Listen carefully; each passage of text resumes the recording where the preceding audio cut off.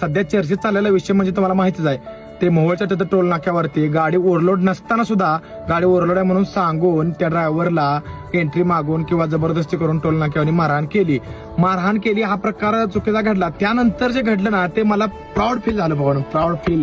स्वतः मी कॉलर ताट करून सांगू शकतो की भावांनो, ड्रायव्हर एकटा आत्ता कुठं तर व्हायला लागल्या आणि भावानं झालीच पाहिजे. म्हणजे झालं काय माहितीये का, त्या आपल्या ड्रायव्हर भावावर अन्याय झाला, त्याला मारलं म्हणून सगळ्या ड्रायव्हर भावांनी जागेवर गाड्या टोल नाक्यावर आडव्या लावून टोल नाका बंद करून टाकला. आता कुठतर म्हणजे मला असं वाटतं की मी एवढं गळा फाडतोय सोशल मीडियावर, काय काय करतोय त्याचा आता कुठतर मला वाटतं जरा जरा लोकांवर प्रभाव पडायला लागलाय.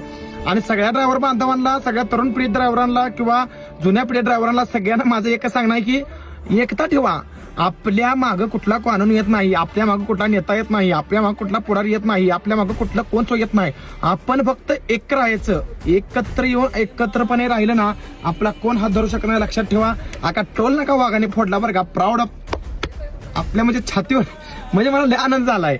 म्हणजे पोरांना ड्रायव्हिंग धंदा हा म्हणजे अगोदर एक वेगळा म्हणजे घाण वाटत होता, पण आता ड्रायव्हरांची एकटा बघून सगळं बघून आई शपथ मी स्वतः सांगू शकतो की मी एक ड्रायव्हर आहे. आणि असं प्रत्येक ड्रायव्हरांना स्वतः हक्कानं किंवा कॉलर ताट करून सांगितलं पाहिजे की मी ड्रायव्हर आहे, असं राहायचं. आणि सगळ्यात महत्वाचा मुद्दा एक माझा आहे म्हणजे सगळ्यांनी निर्व्यसनी व्हा, फक्त एवढा माझा मुद्दा आहे. आता मी एवढं सगळं सांगतोय त्या पद्धतीनं तुम्ही ड्रायव्हिंग एकटा करताय किंवा सगळ्यांनी एकत्र येऊन एका ड्रायव्हरसाठी सगळ्यांनी न्याय मिळण्यासाठी काय काय करताय मला लय आवडते. फक्त सगळ्या ड्रायव्हरांना माझी एकच नम्रते आणि कळकळी विनंती की निर्व्यसनी राहा. आणि निर्व्यसनी ड्रायव्हर झाल्यानंतर कुठला पोरीचा बाप त्या ड्रायव्हर पोराला पोरगी देत नाही.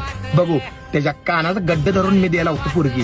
अख्ख्या भाऊ बोलते, अख्ख्या भाऊ कसं देत नाही बघू. फक्त निर्व्यसनी राहायचं, ड्रायव्हिंगची एकटा ठेवायची, भाषा एवढंच बनायचं आहे. ड्रायव्हिंग एकटा जिंदाबाद.